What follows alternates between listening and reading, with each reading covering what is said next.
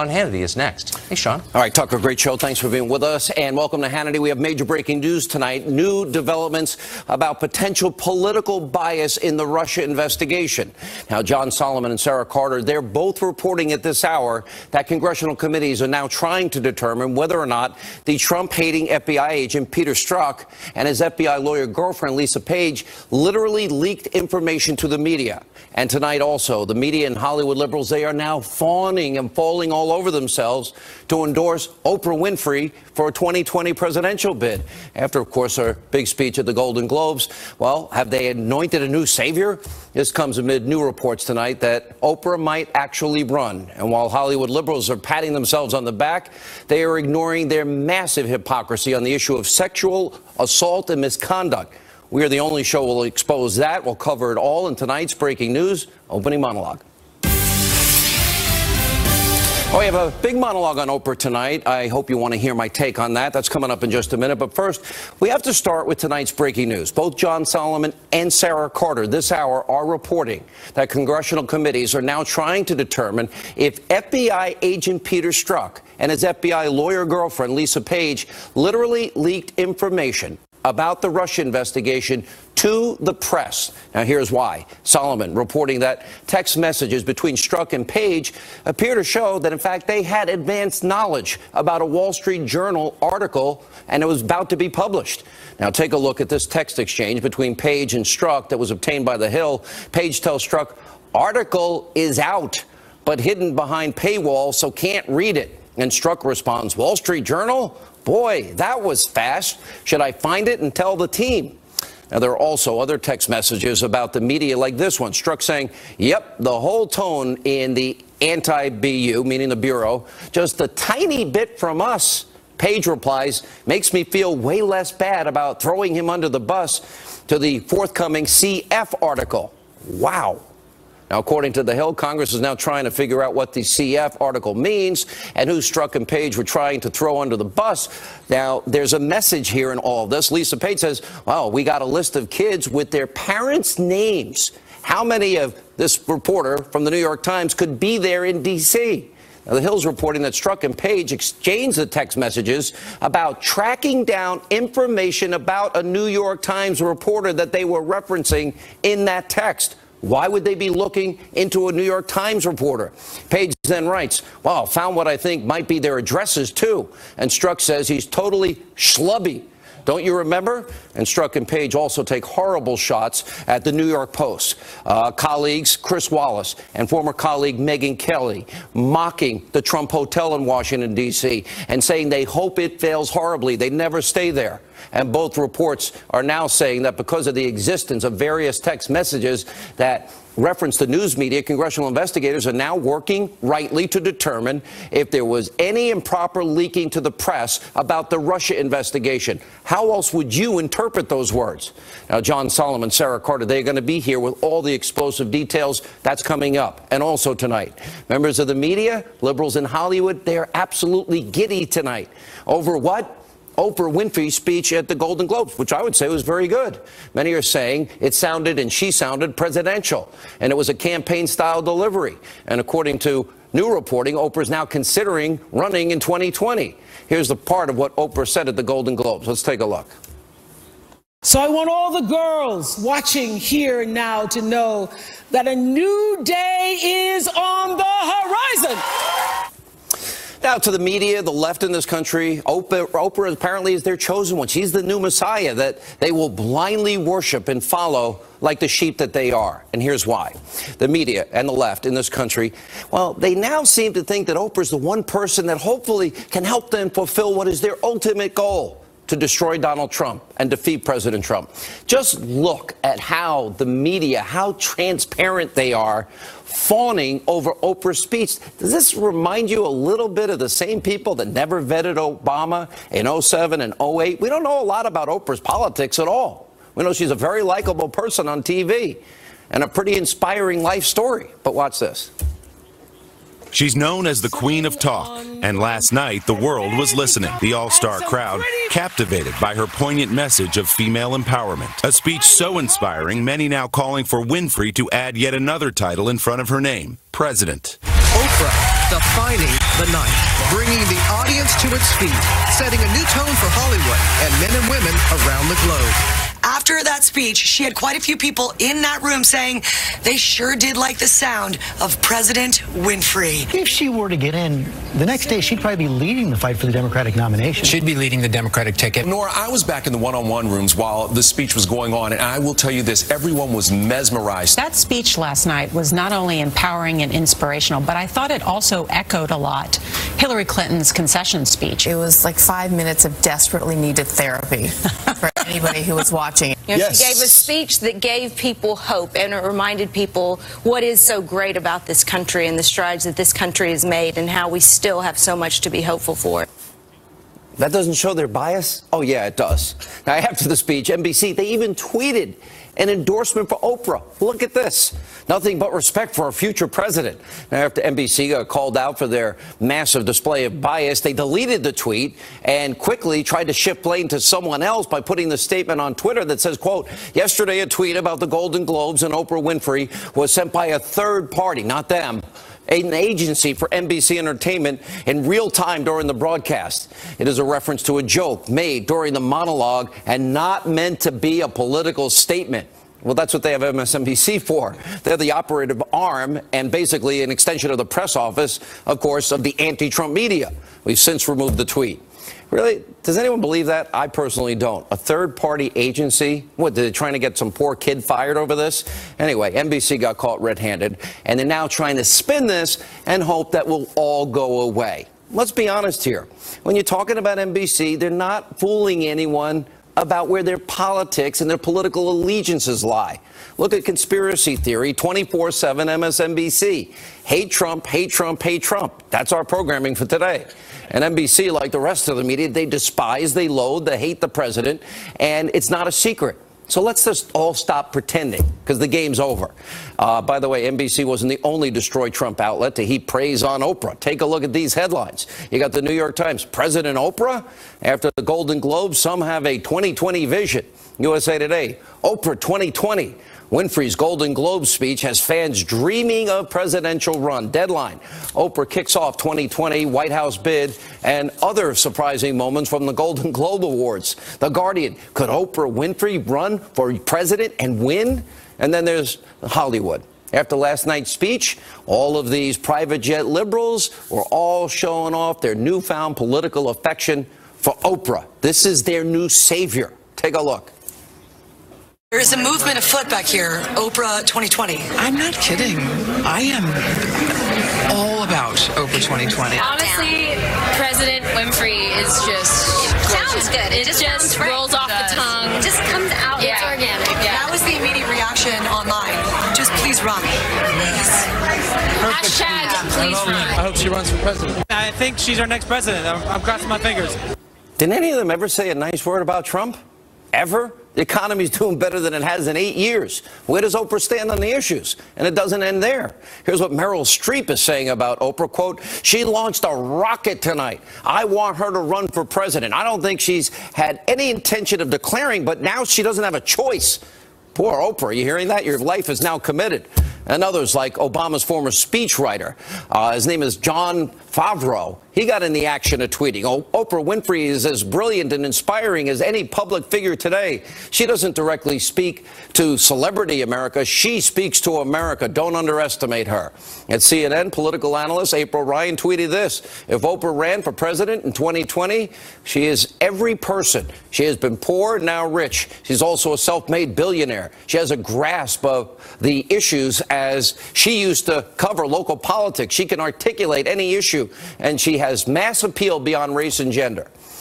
Look, I know you people in Hollywood and all of you in the liberal media, I know you're all intoxicated and addicted to Trump hate, but maybe you might want to just put a little bit of pressure on the brakes here with your Oprah obsession.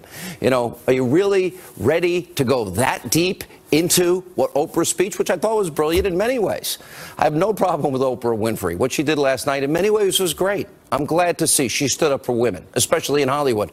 I support that, as I think everyone should. And I also think Oprah has a tremendous capacity for human empathy. If you've ever watched her show, she has an incredible, strong, personal story, overcoming sadness and tragedy and a horrible upbringing. I applaud her for what she's done in her life. And politically, all I know is that she's supported Barack Obama. Other than that, I don't know that much about her in terms of running for president. And as to the media and the snowflake Hollywood left, take a deep breath. Control your giddiness. I know you hate Trump. Let's not jump on the Oprah 2020 train just yet. The economy's never been better in 8 years. And I know you don't like that this president actually stands up to North Korea and Iran, and he's not trying to bribe murdering dictators. You're going to have to get used to peace through strength, because it actually works. So buckle up. It's going to be a rough 3 years from here. Now, that's the problem with the left. I will never understand why they're looking for a messiah, a savior, somebody that's going to come in and save the country. We don't need another liberal chosen to fix our problems with more government. Reagan once said government is not the solution, it's the problem. We need more individual freedom in this country. We need more liberty in this country. We don't need more liberal policies out of Washington. Look at what those liberal ideas did to the economy and foreign policy in the last 8 years. Can you even look? You all loved Obama. His track record was atrocious. And so to all of you starstruck people out there tonight, looking for your next chosen one, you may want to relax and stop trying to buy your ticket on the Oprah 2020 train. And here's the other point tonight. The hypocrisy from the left, liberals, the Golden Globe, it's stunning. But sadly, it's not surprising. It's very predictable. Everyone, just like in the liberal media, everyone, to basically a person, praising Oprah. And by the way, to the degree Hollywood, for their movement about Me Too, etc., it's great what Oprah did by standing up for victims of sexual misconduct and abuse. I think it's awesome. But we can't forget that misconduct is and has been rampant in Hollywood for decades. I don't trust anyone that they really, in their deep heart of hearts, except the people that were victims, actually believe all they're saying at this point. Why? Because there's a lot of hypocrites out there on this specific issue. For example, remember how Hollywood embraced director Roman Polanski? This is a guy that was accused of raping multiple times a 13-year-old girl. This was in 1977. After, of course, he gave her champagne and Quaaludes. And at the time, Polanski was 43. He was eventually charged with 6 felony counts, but he fled to Europe before being sentenced. Now, you would think that after that, Hollywood would be completely in the business of disowning and renouncing Polanski. That never happened. Here's what it did instead. Back in 2003, Polanski won an Oscar for Best Director, and the celebrity-filled audience erupted in applause like I'd never heard before, even though Polanski can't come back to America because he was avoiding authorities overseas. Listen to the level of cheering when his name is called out by Harrison Ford. Watch this. Roman Polanski, for the pianist.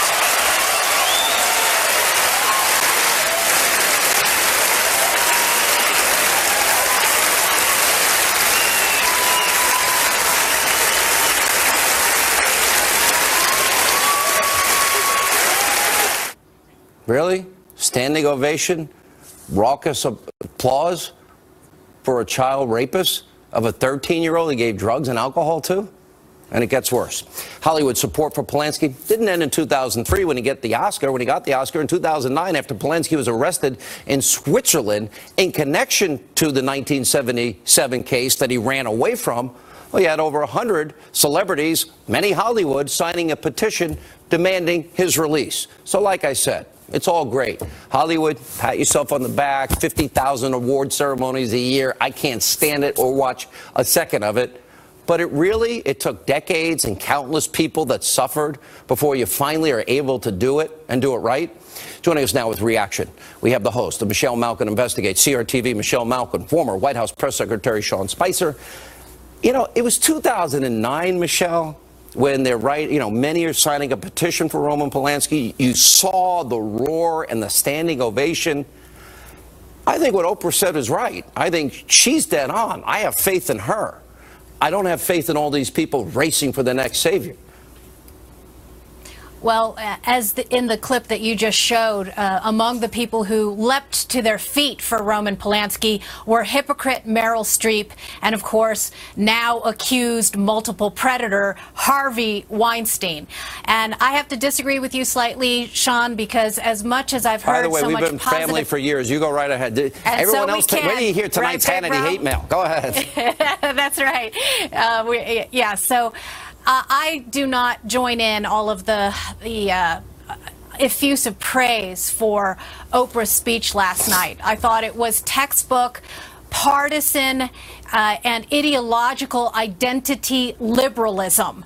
And she herself is one who has been accused by multiple victims of Harvey Weinstein of being a fixer for Harvey Weinstein. There are many infamous pictures of her I've seen the pictures, hanging off of Weinstein. But you have to be fair. Did she know? We don't know if she knew. Well, a lot of people have taken pictures with me and you over the years. We don't know them. No question about it, but the consensus from so many of the people who have been complaining about Harvey Weinstein for years and been ignored is that, quote unquote, everybody knew. Meryl Streep knew, and many people believe that Oprah Winfrey knew as well. So, look, the idea that Hollywood and Democrats strategists think somehow that Oprah Winfrey has a chance in 2020 and that she's allowing all of this buzz to happen. She has her boyfriend, Stedman, cheering on all of the gossip about a potential run. What would we get? We'd get another 8 years of the same kind of Chicago machine identity liberalism that we got under Barack Obama, who has in part so large a role of Oprah Winfrey to thank for getting him where he was. And last night, all of Hollywood and Oprah were pretending as if the last 8 years of the Obama administration didn't happen. And that's, to me, I think, what's most troubling, the unreality of the people in the Hollywood bubble. Sean, I guess the difference, I go back, I felt in many ways between vetting Obama and Reverend Wright and Black Liberation Theology and Dorns and Ayers and Acorn and Alinsky and Frank Marshall Davis, I felt there were a few of us. Michelle, I know, was one, and there were a few of us that vetted him. And then after 8 years, there were very few of us that talked about what? We had 13 million more Americans on food stamps, 8 million more in poverty, the lowest labor participation rate since the 70s, worst recovery since the 40s, lowest home ownership rate in 51 years, and we doubled the debt, and he gave Iran $150 billion. So truth and facts and substance matters, but I kind of feel I was alone here in a lot of ways. I had Michelle, was like family to me, by my side, and a few others. That's about it. So why the rush for a savior again when the last savior they chose failed so miserably? Well, look, I think the thing that's interesting is that what Oprah said last night, all Americans should agree with, and I agree with you, that respecting women, creating a safe work environment for all individuals is something that we should all agree on. It should be beyond politics. It should be beyond ideology. It should be something that every American and every human supports. That being said, I think that the interesting thing last night is she didn't talk about policy. She didn't talk about how to solve some of the more controversial issues. And to your point right now, I mean, they're about to coronate somebody who gave a speech on, frankly, something that not only should we all agree on, but something that you aptly point out is highly hypocritical for most of the people in that room. They did. I mean, Sean, it's not just Roman Polanski. It's Bill Clinton. It's others who, when they're given an opportunity to speak out, they overlooked it. They did more. You know, you had to sit in a room. I don't know how the hell you did your job for as long as you did. And I noticed in an interview with S.E. Cupp, you were kind of hard on yourself. And I'm thinking, you know, you really didn't do that much wrong because they were so hostile. I can't think of a moment they've given Trump a break. And they gave Obama every break. Oh, both before, during, and after. What's your experience with the press? I mean, look, I've known a lot of these guys for sometimes in some cases more than 2 decades. I think there was unbelievably a massive hostility never seen before, and the Pew Center backed it up. 63% of the coverage against President Trump was negative, only 5% positive, which is 3 times what that was of Obama. I mean, they came out guns a-blazing in the mainstream media. They were upset that they were wrong, and they were going to take it out on their coverage. All right, last word, Michelle. Well, I think that Hollywood and the Democrats need to put down the Oprah bong and stop inhaling. And I think probably the reason why they're so desperate is if you look at the current field of Democrat potential candidates for 2020, you've got the pretendian Elizabeth Warren. You've got Bernie Sanders, who will be 79. Maxine Waters, who's cast as the fresh face of the Democrat Party. No wonder they're grasping for the straw of Oprah Winfrey. All right, guys, good to see you. Appreciate you both being with us. By the way, on the Hannity hotline, one guy says tonight, you'll hear it. Every time you open your mouth, Hannity, a kitten dies. Oh, like, wow. It's rough out here. Anyway, coming up, we expose our breaking story tonight, the fake, phony, anti-Trump book the mainstream media is fawning about. John Solomon, Sarah Carter, their breaking news on the anti-Trump FBI agent. New text tonight, part of Mueller's special counsel and leaking to the press. We'll explain. The only person who's called himself a genius in the last week is the president. But which happens to be a true statement. Okay. A self-made billionaire who revolutionized reality TV and who has changed the course of our politics. He's watching and he's happy that you said that. There's one viewer that you care about right now, and you're being obsequious, you're being a factotum in order to please him, okay? No. And I think I've wasted enough of my viewers' time. Thank you, Stephen. As Republicans, lawmakers call for Attorney General Jeff Sessions to resign. From CNN, fake news, Jake Tapper rudely cutting off White House advisor Stephen Miller. The two were debating the contents of Michael Wolff's now widely discredited book. Now, Wolff himself has been making the media rounds, but even he is casting doubt on whether or not you can trust what he wrote in his own book. This is pretty spectacular, actually. Watch this.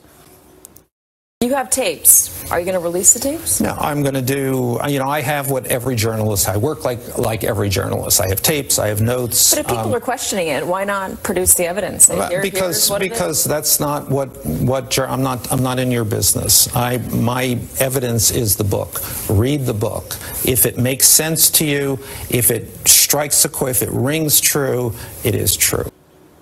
If it rings true, it is true. Oh, we have a new standard in journalism, I guess. By the way, he writes about me in the book. I never got a phone call. Michael Wolff, hello, still waiting. What you wrote's not true. And it's not just me. There are a ton of claims now that the book, people are now saying are complete fabrications and lies. Meanwhile, President Trump's former chief strategist, Steve Bannon, he put out a statement this weekend expressing regret for comments that he made in the book about the president and his son, Donald Trump Jr. And Bannon says his support for the president, his agenda is unwavering, and that Donald Trump Jr. is both a patriot and a good man. And he went on to say that there's no collusion between the Trump campaign and Russia, and the investigation is a witch hunt. Well, let me guess. I bet we'll see Steve's remarks being played over and over again for 72 hours like the first remarks. And the New York Times will put it on, note, page 828, where nobody can see it. Joining us now with reaction, former Secret Service agent Dan Bongino, the author of the brand new book. It's out today. It's on Amazon.com, bookstores everywhere, Hannity.com. The New American Revolution, the making of a populist movement. RNC spokesperson Kayleigh McEnany is with us. I always have the hardest time with your name. I have no idea why. You've gotten it like 4 times today, so we're good. All right, we're good. Let's start with the reaction to the book, all the facts that he's even admitting that he really didn't have right, and the fact that he said this will bring down the presidency in a radio interview with the BBC this weekend. Right. This is a fake, fraudulent, phony book, belongs in the tabloid section of a supermarket. You've exposed several of the lies in this book. I, in my own book, exposed several of the lies. It's so funny. He says he knows what the president's reaction was when he became president. He says he got this from Steve Bannon. Well, guess what? When the president was in the small kitchen in Trump Tower, Ivanka was there, Jared was there, a few others. Steve Bannon was not there. Somehow Wolff purports to know. He says Trump was horrified when he became president. Not the case. What happened was Trump had written a pre-planned acceptance speech. He ripped it up, put it aside, wrote a new one when he saw crying Hillary voters. Those are the actions of a leader, not a horrified individual. I know from my own experience on Election Day, Kellyanne knew we could win. absolutely never wavered. He says, oh, she was acting as though we were going to lose. I know what he said about me is not true.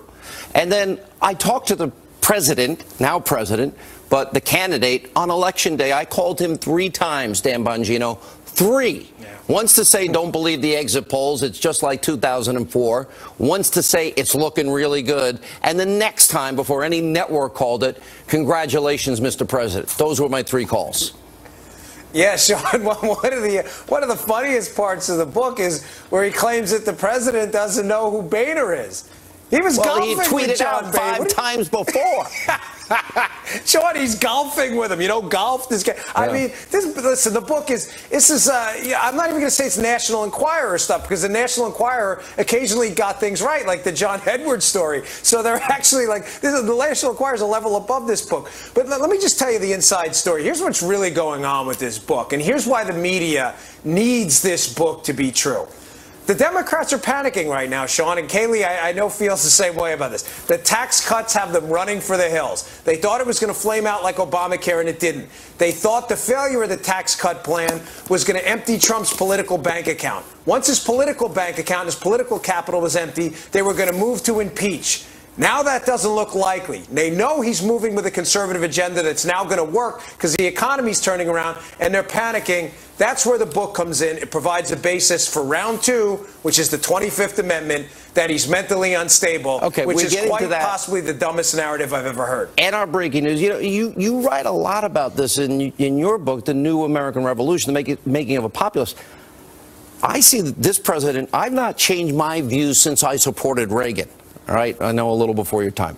You're the next generation right behind me.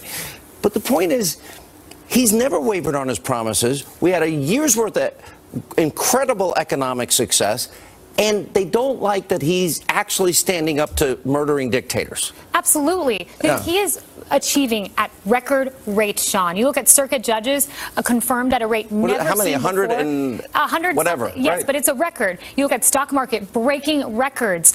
You look at tax cuts. We haven't had that in 3 decades. Regulations being rescinded at a fast rate. And Obama failed. Why can't anybody in the media acknowledge the failure? Absolutely. He was an utter failure. This president's achieving. They can't take it. It's why when I sat on a panel with 8 liberals over at CNN. By the way, you have my sympathy.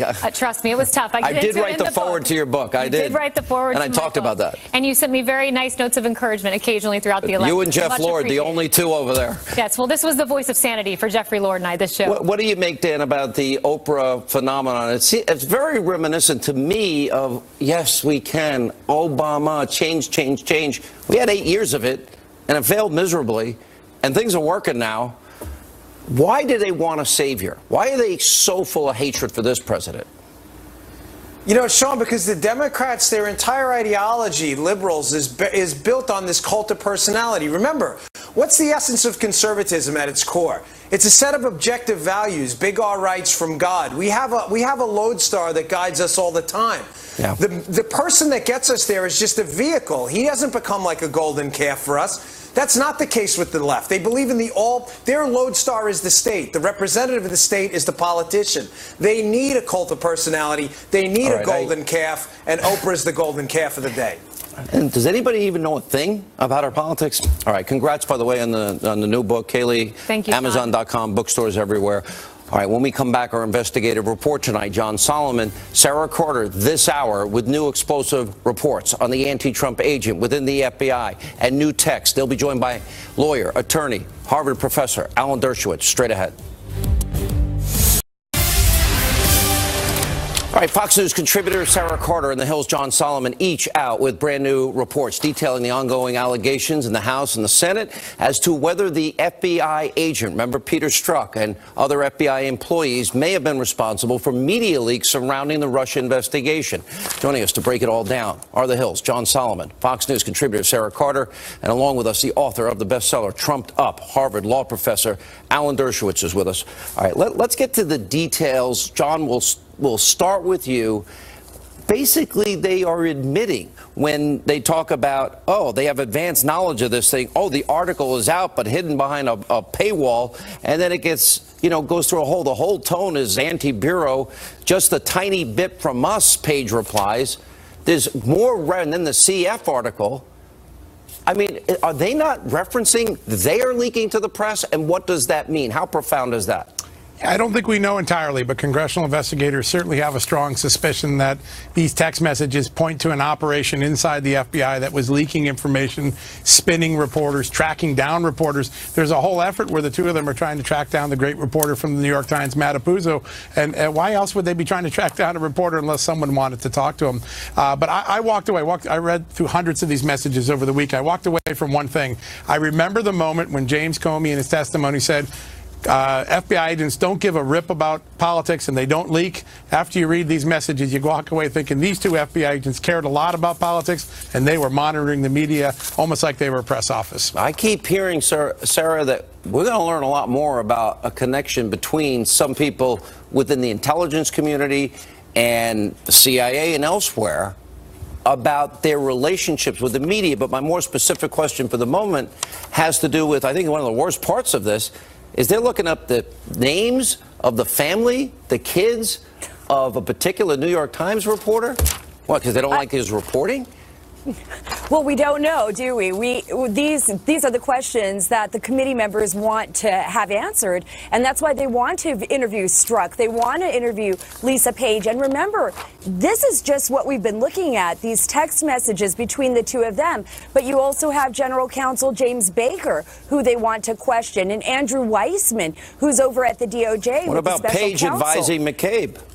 Exactly, Page advising McCabe, and all of the questions that they have regarding, the insurance policy with McCabe. So they're going to want to question Andrew McCabe, the deputy director, and this who's is only apparently going to be leaving in March. A few hundred texts, and it's going to be slow released to these agents, the House and Senate committees. Well, we're hoping 9,500. 9,500, but they're expected to receive all of those very soon. They won't be slow rolled out. We're expecting a lot by January 11th. You see this type of leaking. I have followed your comments on this very, very closely. And then you see that the Trump-Russia collusion narrative is really dying and withering on a vine. Now they've moved into a collective media bubble that, oh, this president, we got to go to the 25th Amendment. What is your reaction to all of it? 25th Amendment is totally irrelevant to what's going on. It was designed for somebody who had a stroke or was involved in a serious accident and was incapacitated. It requires the vice president, the cabinet, 2/3 of each house of Congress. It's a fool's errand. It's not going to happen. Think about it. Of course it's not going to happen. But what they're trying to do, though, is now that they couldn't criminalize political differences, they're trying to pathologize, to psychiatrize political differences. They're trying to say, oh, maybe we can't get him on crime, but we're going to show that he has mental problems, that he's disturbed. A guy on CNN today was talking about he has Alzheimer's, he should be subjected to a neurological exam. That is so dangerous. That's what they did in the former Soviet Union. I was involved representing some dissidents in the Soviet Union who were sent to mental hospitals. They did that in China. They did that in apartheid South Africa. Who did you know, Nathan or Solzhenitsyn? There was a guy. Solzhenitsyn gave that big speech. I think it might have been at Harvard. It was at Harvard. I was there. Right. There was a guy named Roy Medvedev who wrote a book about being committed to a psychiatric hospital. But it was a pervasive way that tyrannical governments use the power of psychiatry to try to not answer the merits. We don't want to debate the merits. He's crazy. The Soviet Union was notorious for this. They were doing it all the time. And the American Psychiatric Association sent a delegation. And the American Psychiatric Association at the Goldwater case said it is wrong for any psychiatrist ever to diagnose anybody without them examining them. Look, I taught law and psychiatry for 25 years at Harvard. I co-edited the textbook on law and psychiatry. And the first rule of psychiatry is you do not diagnose based on political grounds funny you say this. or based on... Years ago, I read the book, The Synthesis of Russian Mind Control Techniques. It's everything you're discussing, and it's all true. And every bit of it's true. So dangerous. So dangerous. If you don't like somebody, vote against them. Exactly. I voted against Donald Trump. I voted for Hillary Clinton. By the way, but that's the only thing we disagree on. Okay. I'm just teasing. But I'm doing it not from a political perspective. No, but you're doing it from a constitutional law perspective and the threat to the Constitution. Right. This is a clear and present danger. It's let me bring John and Sarah back in. Sarah, you add to that, you know, when you start surveilling, unmasking, you don't minimize, and then you leak raw intelligence. They did that to General Flynn. And then I'm sure, I will bet everything I have, that they said, oh, you either agree that you lied to us or we're going after your son. Of course they did. Of course, right? And that is definitely what I'm hearing from my sources. I mean, right now, Sean, there are 27 leak investigations at the Department of Justice. That's triple what they had over the last 3 years. So 27 leak investigations. One of those, I guarantee you, is General Flynn, the leak, the classified leak between General Flynn, nobody talks about it anymore. Conversation with Keesley. There was a crime there.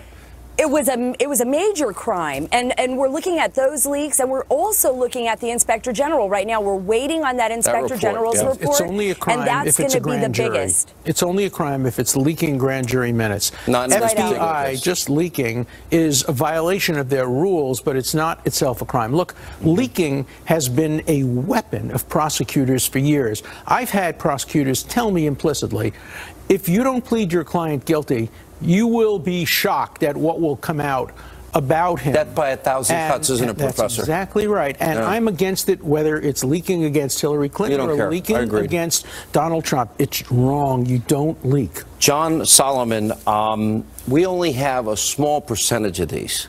And I'm like, wow, if we only have hundreds and there's thousands, what's next? Yeah, I think the question is, who's going to follow this breadcrumb trail? Somebody led a breadcrumb trail to create the Russian narrative. We got to get to the bottom of it. Great work. Thank you, Professor. Thank you. When we come back, Tomi Lahren. She goes to the streets of California and talks to residents about being a sanctuary state. You won't want to miss these responses. We are proudly supporting the men and women of law enforcement, including our wonderful ICE officers and Border Patrol agents. These are incredible people who endorsed me during the campaign, and they are incredible. They're doing a great job at the border, by the way. We are going to end chain migration. We are going to end the lottery system, and we are going to build the wall.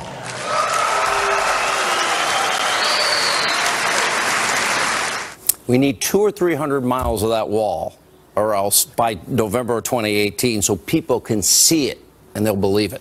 Earlier today, the president promising to reform our immigration system, which is so broken, build that wall. Last Monday, California officially became a sanctuary state when a law took effect preventing state and local police from asking people about their immigration status or from cooperating with federal immigration enforcement activities in most cases. Fox News contributor Tomi Lahren hit the streets to ask residents of California what they think of this new law. Watch this.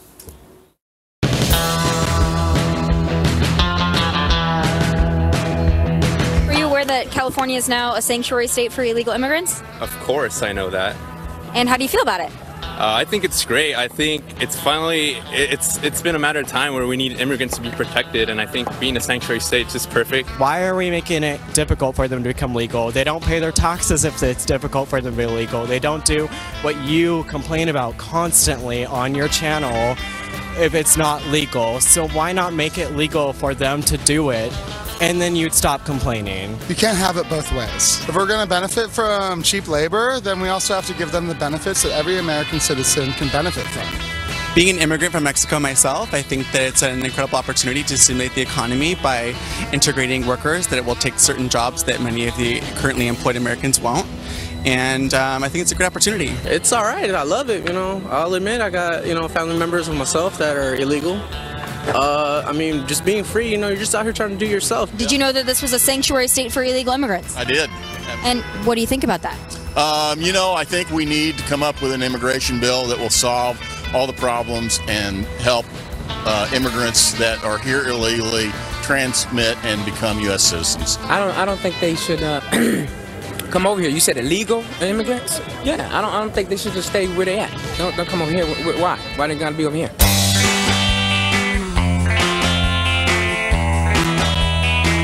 How do you feel about legal immigrants that have done it the right way, that have paid a lot of money, waited a lot of time to come into this country?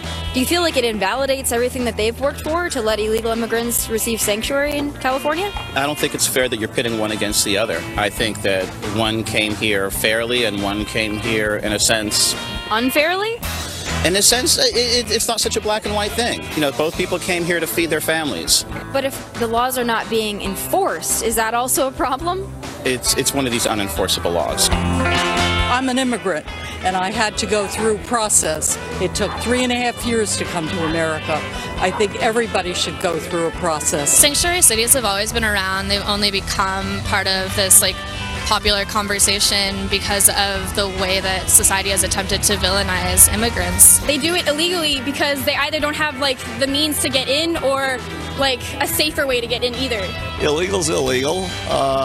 We want to be compassionate, but we also have the rule of law. Fox News contributor Tomi Lahren joins us. Wow, that's your state, right?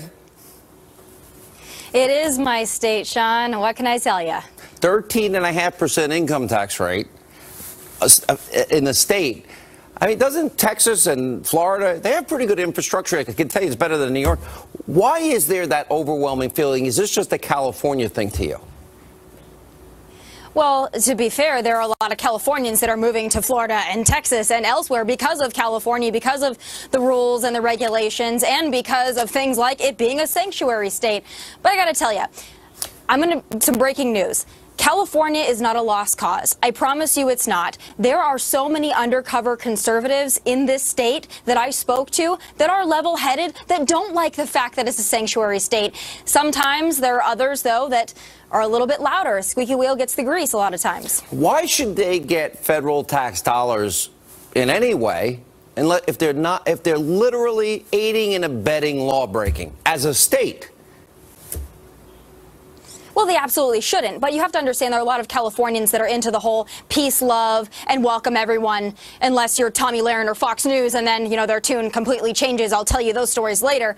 But again, these people in California, they want to be welcoming of everyone. They want to bring everyone in until you remind them that legal immigrants had to spend a lot of money and wait a lot of time to get into this country and into the state. And then their tune changed just a little bit. It was quite fascinating. I was really interested as I was watching this package you put together, and I'm interested that a lot of people knew about Fox News, knew our opinions. That one guy in particular on the right, I guess it looks like a black shirt to me, and the other guy in the gray shirt. And I'm thinking, how was their reaction to you and the channel? Because, yeah, they're kind of right. There are a few of us that are real conservatives that actually speak. And I don't know if they ever met one before. Well, I want to be fair. We did encounter a lot of really respectful people that liked what we do on Fox News, that like what I do. But it was interesting. I spent some time in West Hollywood, and Sean, I don't know if you're familiar with West Hollywood, but it's a very liberal area. It's the, as they call it, the epicenter of the resistance. And they certainly knew who I was, and there are some words that I can't repeat on national television that they were screaming at me. They saw the Fox News mic. They weren't thrilled that we were there. They told us to get out. And I reminded them that they're supposed to be the loving and tolerant left, welcoming of everyone, unless you're Fox News or Tomi Lahren, and then you're supposed to get out. Very interesting the way that works. Yeah. All right. Great job, Tomi. We really appreciate it. All right. So the Hannity hotline's next. It says every time I open my mouth, a kitten dies. Wow. Well, that's cold. And our video of the day is straight ahead. All right, time for the video of the day. Tonight's clip brought to you by our good friend, Liberal Joe and Mika Brzezinski, who decided to share, in her case, the terrible strife that she and all her elitist friends are forced to endure abroad under the Trump presidency. It's so upsetting. Watch. I had some friends that went to Paris over the holiday, and they said they were viscerally... Paris, Texas, right? Paris, France. Oh, Paris, France. And they said they were just viscerally embarrassed to be Americans. They said it was the first time that it was sort of chilling, that they didn't even want to share where they were from. The vapors, the vapors, the vapors. Oh, the horror. Hey, Mika's friends, I hear there are many European countries with loose immigration laws. Maybe they'd be happy to take a huge chunk of your income in exchange for citizenship. If you're that embarrassed, see you later. And before we go tonight, time for some messages on the Hannity hotline. Wow, every time I speak, apparently I kill a kitten. Listen. Hey, Sean, I just wanted to let you know that every time you open your mouth, a small kitten dies. You need to get back on your OCD meds, bud, because your OCD and your anal retentiveness is driving everybody nuts. You keep repeating the same thing ad nauseum. Kelly Conway's a crybaby, kind of like you fat little Costello. talk about everybody going after the president. Why you keep with Hillary Clinton, you piece of shit? I don't want a kitten to die, so I'm not opening my mouth, because every time I open it, a kitten dies. I love kittens. Not really. I love Abbott and Costello. Who's on first? I don't know. Third base. Call the Hannity hotline. We want to hear from you, even if you hate me. 877-225-8587. Let not your heart be troubled. That's all the time we have left. We'll never be the destroy Trump media or establishment. That's our promise. Let not your heart be. Here's Jesse Waters.